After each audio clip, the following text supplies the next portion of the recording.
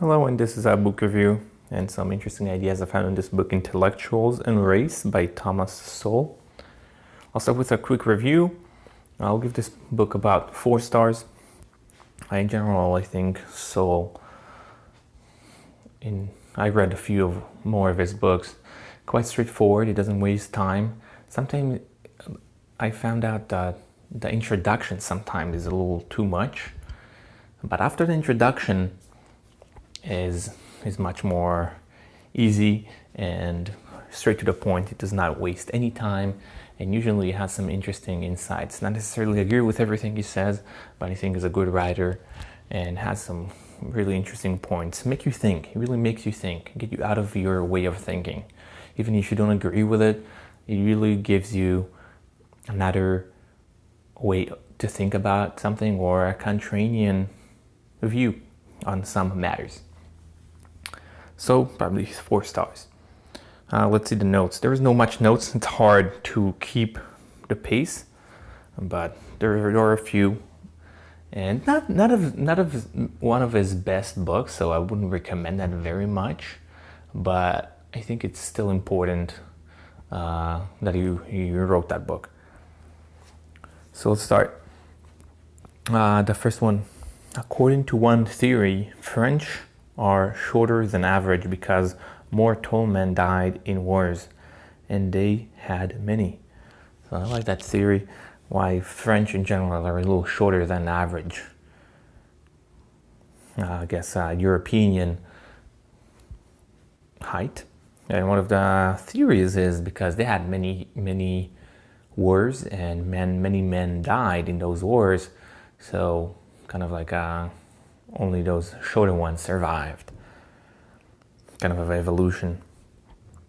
Next one is, according to one theory, Jews are represented more in intelligentsia because mass killings that could be avoided if you are intelligent. So there is many theories of why there are more Jews represented in intelligentsia or in Nobel Prizes, etc.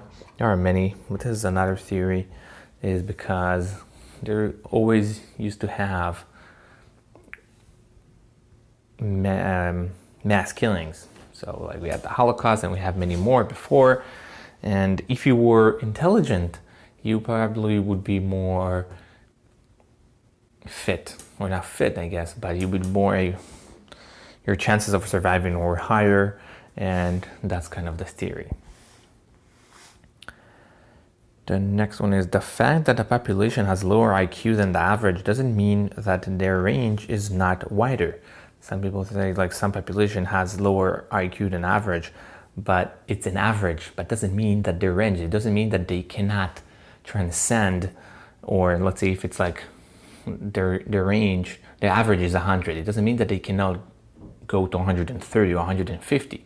That their average is smaller, but their range, which means that they can still go higher. So that's kind of a misrepresentation or misunderstanding of an average, kind of an idea.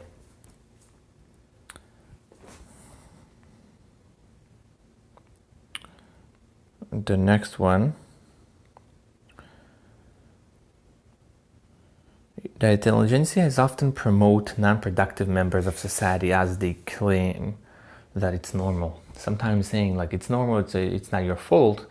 Sometimes what it promotes people that really doesn't do anything and they don't try hard. Sometimes it's not the problem, but oftentimes they just keep promoting people that don't do anything.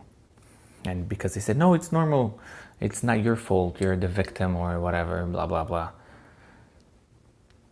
Next one is, in India and China, there are far greater and are far more slaves than anywhere else in the world. So they had many slaves in the past, anywhere else in the world. So those two countries really think only like the United States is known for that, but apparently China and India had higher numbers. Victory has many parents while defeat is an orphan. So many people claim the victory, but defeat has only one. as only one orphan, not one. No one wants to claim defeat. Next one is not written down, so I'm just going to say it. Affirmative action often hurt the population it intended to help. Because what happened is, as more people get into, for example, universities, but they're not supposed to be there like by merit, so they have harder time, and they have like studies to support that. So they have harder time in those institutions, and they graduate in lower numbers than you would in other institutions. So what, in other words, affirmative action sometimes place people where they should not be placed, and just harder time for them. I agree that we need to do something for them, but this is not the solution, or they are. That's the claim. So that's it for notes. And again, about 4 stars for this book, maybe even a high 3. And it's interesting, but it has much better books in the past. And that's pretty much it. Thank you.